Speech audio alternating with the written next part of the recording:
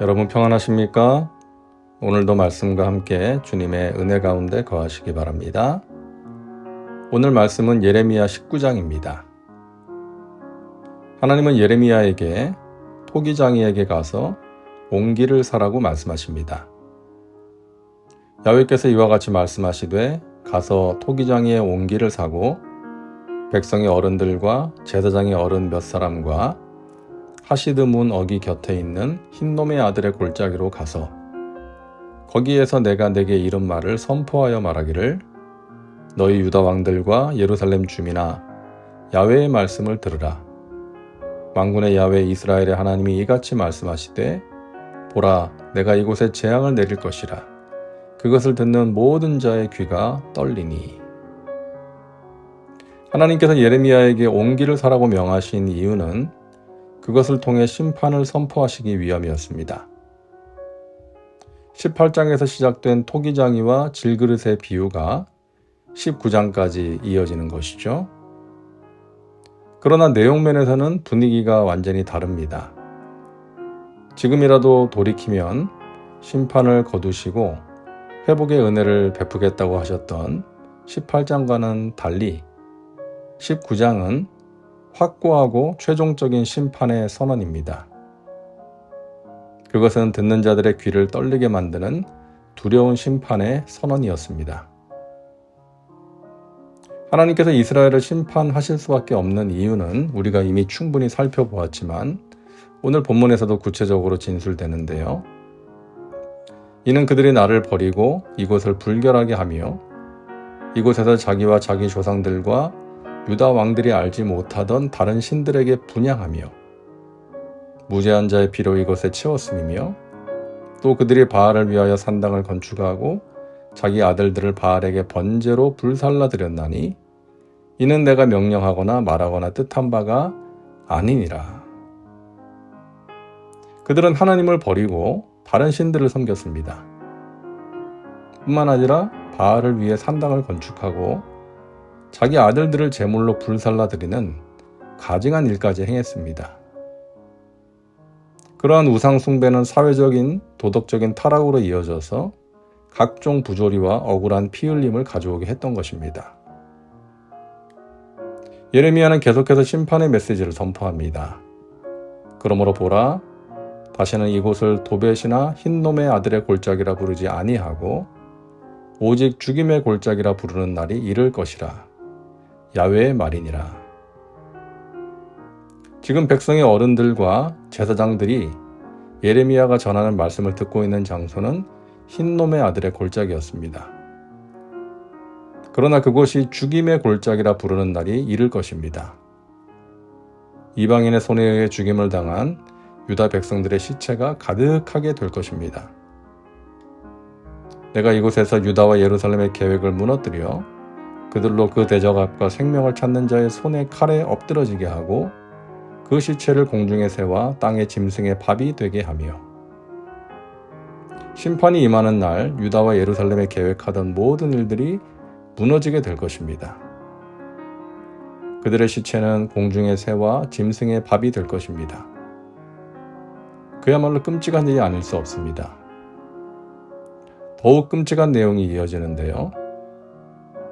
이 성읍으로 놀람과 조롱거리가 되게 하리니 그 모든 재앙으로 말미암아 지나는 자마다 놀라며 조롱할 것이며 그들이 그들의 원수와 그들의 생명을 찾는 자에게 둘러싸여 공경에 빠질 때에 내가 그들이 그들의 아들의 살, 딸의 살을 먹게 하고 또 각기 친구의 살을 먹게 하리라 하셨다 하고 심판의 날에 하나님의 성전이 있기 때문에 안전할 것이라고 자부했던 예루살렘은 크게 놀랄 것이고 사람들의 조롱거리가 될 것입니다. 뿐만 아니라 바벨론의 침공으로 포위된 예루살렘 성의 사람들은 생명을 연명하기 위해 자식들과 친구의 살을 먹게 될 것입니다. 이것은 고대 전쟁에서 먹을 것이 떨어졌을 때 종종 일어났던 끔찍한 일이었죠.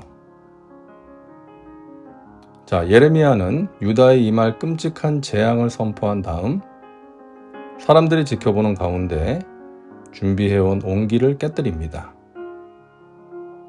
너는 함께 가는 자의 목전에서 그 옹기를 깨뜨리고 그들에게 이르기를 만군의 야훼께서 이와 같이 말씀하시되 사람이 토기장이의 그릇을 한번 깨뜨리면 다시 완전하게 할 수 없나니 이와 같이 내가 이 백성과 이 성읍을 무너뜨리리니 도벳에 매장할 자리가 없을 만큼 매장하리라. 예레미야는 함께 간 사람들이 보는 앞에서 옹기를 깨뜨립니다. 이 행위가 주는 메시지는 분명하죠. 유다가 그 옹기와 같이 깨질 것입니다. 깨진 옹기는 다시 사용할 수 없습니다. 18장에서는 토기장이가 터진 그릇을 다시금 진흙덩이로 바꾸어 새로운 그릇을 만들었는데 이미 완성된 옹기가 깨어지면 다시 사용할 수가 없는 것이죠.